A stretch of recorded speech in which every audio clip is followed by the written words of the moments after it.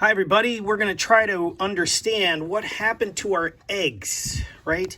So we have an egg that was looking like this after we soaked it in vinegar, looked like this after we soaked it in corn syrup, and then looked like this after we soaked it in water.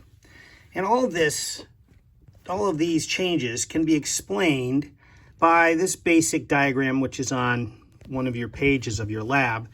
And that is this idea that particles tend to spread out into areas where they're less concentrated. And when you end up putting a membrane in place of sort of blocking that process, then only particles that can get through the holes of the membrane can do this diffusion process. And so when that happens, if there's a lot of junk inside the other side, then what happens is those water particles or water molecules still diffuse, but they end up diffusing into an area where there's a lot of other things, and in order for them to be equally concentrated, the volume of that side of things goes up. So we're going to try to use that explanation to write the rest of our lab. So this is how we're going to draw this process. This is after vinegar. Some of you have this done. We're going to represent water particles as really little w's, and egg particles as really big E's, and vinegar particles as really little V's. And we're going to start by realizing the egg is full of egg particles, and I'm going to put 5 there just so I keep track. And then outside of this, I'm going to put 10 W's to represent 10 water molecules that look like this. 1, 2, 3, 4, 5, 6, 7, 8, 9, 10. Doesn't really matter. I'm just trying to count things a little bit. And then a few vinegar particles. I might put 1 or 2 vinegar particles to represent the vinegar is really a solution of water and something called acetic acid, which we're saying is vinegar. Now, in this egg, which we can't see, there's little holes, little pores, so we can draw those in a couple of places. And the pores are small enough so that or big enough so water can get through, but the big old E molecules can't get through, so they're blocked. E's shall not pass, but the little water molecules should.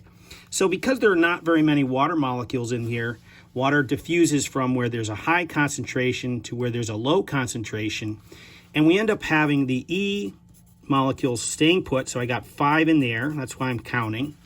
And we have we're going to just say, let's say 5 water molecules go in. And that represents the idea that we have sort of equal concentrations of water inside and outside, and that's why the egg stops getting bigger. Because it's this process of diffusion stops when there's an equal concentration on both sides.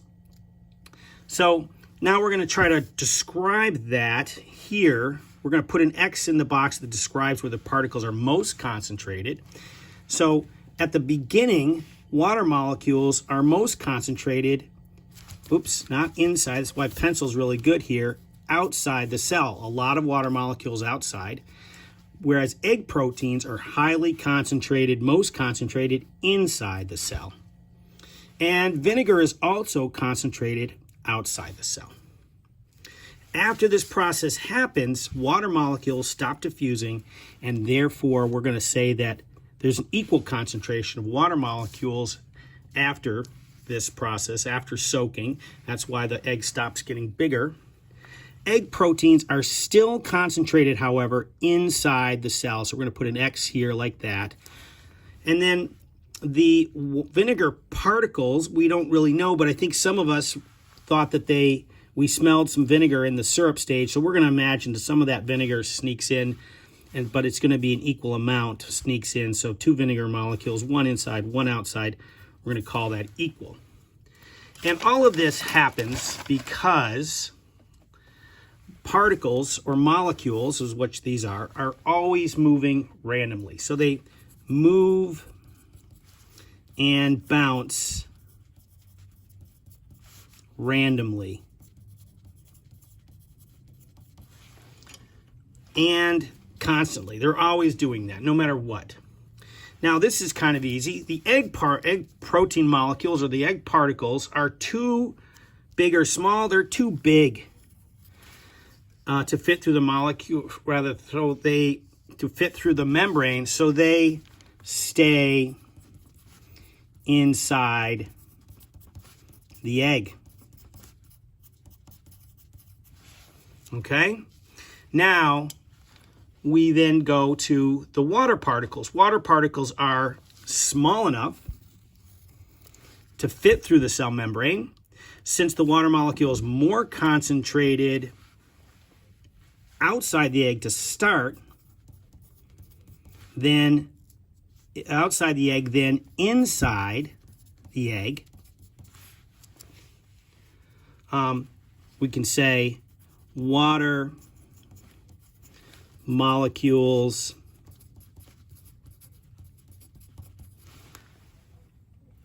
diffuse. That's a nice verb to use. Diffuse from high concentration, where there's a lot of them, to low concentration.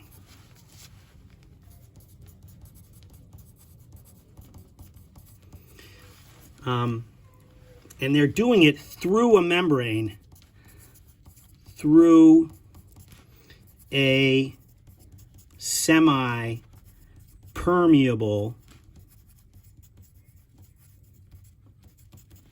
I'm going to jump down here, membrane.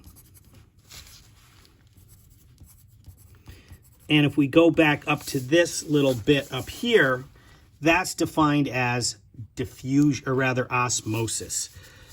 Okay, this, because it's water and it's diffusing across the semi-permeable membrane, we say this is osmosis.